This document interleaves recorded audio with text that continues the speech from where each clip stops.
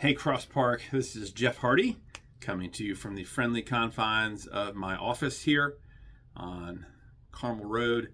I am so glad to be back. I am so glad that I have actually spent very little time in this office even this week, because my first week back happens to be the best weather Charlotte has had in a long time, and I've been meeting everybody that I've been meeting with outside pretty much, so I'm going to head back outside probably after this video. So good to be back. Nice to be back briefly on your screens, whether you're watching this on your phone or on your laptop or wherever. I am glad to be back at Cross Park and looking forward to seeing you guys on Sunday morning. So most of you know, if you're watching this video, that we are in the second week of our fall schedule, which means a few things. One, Sunday school for all ages at 9:30. Children, little babies, youth, adults, we have something for everyone. Please come join us at Hemby at 9:30 for Sunday school. And then 10:30 for our regular worship service. Now, if you've been here this summer, you'll know that we've been working through a series on the Psalms, Summer in the Psalms, actually finishing up the final chunk of the book of Psalms from 136 to 150. We have 2 weeks left.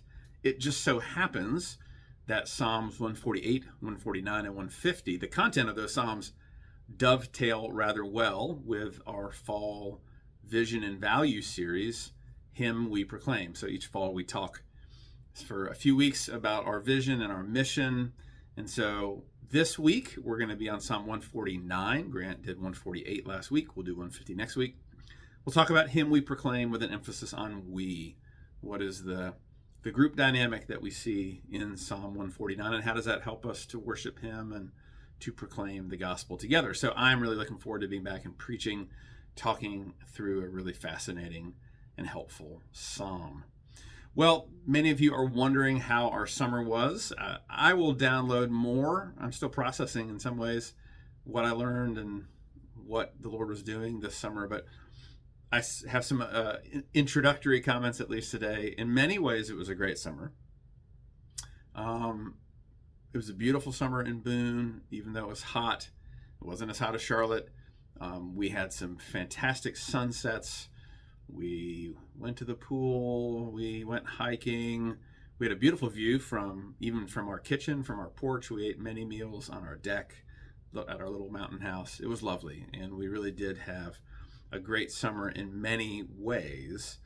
And in fact, I would say in the most important ways, we had a tremendous summer. Spiritually, for me, it was a great summer. I felt really reconnected in some fresh ways to what Jesus is doing in my life. I wrote a lot of poetry, which seems to be just an avenue that God is using right now to help continue to bring stuff out of me. It's a great response to the Word of God for me.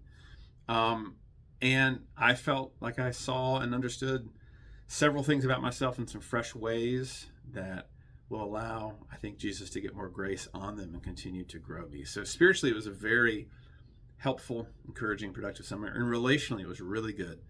As I'll tell you in a minute, we had some slowdowns this summer, which resulted in lots of conversation. Trish and I got lots of time talking, lots of long, slow walks around the high country, and really connected well. And we had a great time with the girls. Caroline was living mostly in Charlotte and working, but she came up several times. And of course, Claire and Julia were mostly with us this summer with a few little excursions elsewhere. So we had a lot of time together as a family, lots of soccer watching, lots of spades playing all over the high country. So it was a really good summer spiritually and relationally. And if I could pick any two things I wanted out of the summer, those would have been the two things. So I'm incredibly grateful for that. Now, it was a challenging summer. It was the summer we needed, given what I just said, but not quite the summer I wanted. I had this image of lots of hiking and lots of early morning running and push-ups together, and there was very little of that. We had a whole collection, a whole litany of illnesses and injuries. All of us were either ill or injured, and maybe actually both of those things, all of us, happened to everyone at some point. And it really slowed us down. It was sad in one sense, not quite the fun summer that I would have guessed. It wasn't the summer of Jeff. And yet, as I said, I actually don't think some of the spiritual and relational results that we did see would have happened if we had not been so slowed down. I mean, I wasn't at work. It was going to be a slower summer. It's for rest, all those things. But it was a lot slower given the illness and injury. And we did have some extended family difficulties that also really affected our summer and just made it more challenging.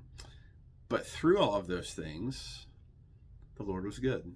And God was very kind to pour out a lot of grace, to show us a lot of himself and his character, and just to deeply and quietly work some good things in our lives this summer. So we are back in town, obviously, back at work, back at school, all the things.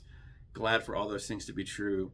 But there is one more thing I wanted to say for now about my sabbatical. And it's very significant to me. Being the pastor going on sabbatical is a unique spot. You don't know exactly what it's going to be like. In some ways, it feels, ironically, it feels like there's pressure for it better be a great summer because the church is letting me go and helping fund a really great summer for me. Better be worth it, better be worthwhile. And yet, as we've concluded our sabbatical and are back here now, what I actually got out of the summer, one of the dynamics that was so good and encouraging, is that this was at least the third major time, but also one of many smaller times, that our family has been discipled in the ways of generosity by our church. We were discipled in what it means to be generous.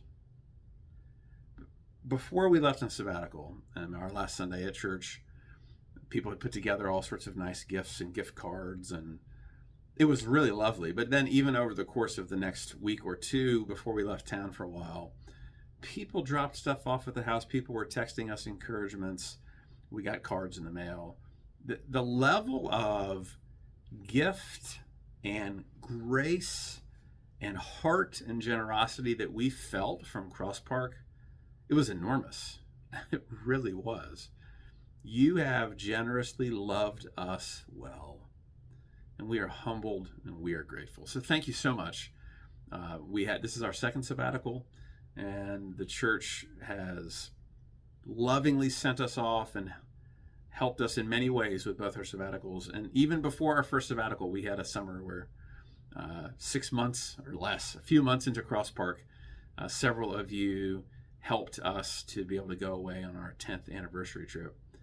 And these are three big examples of unexpected, over-the-top generosity. There's a freedom and a joy and a liberality of giving that is true of Cross Park people.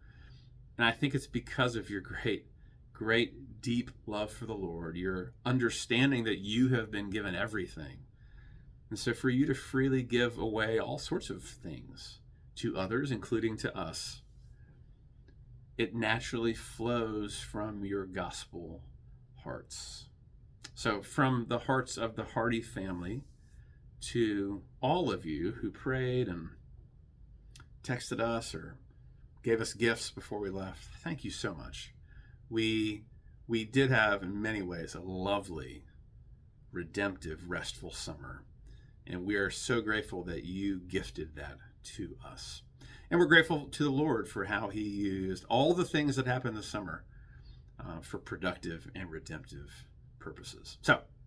So thankful. I'll say something similar to this on Sunday morning, so sorry if you get to hear it twice.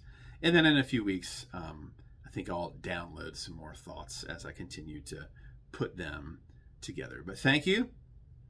Love to see as many of you as possible this Sunday morning at Hemby, 9:30 Sunday School, 10:30 for the worship service, and together we'll be in Psalm 149. See you Sunday morning, Cross Park. Take care.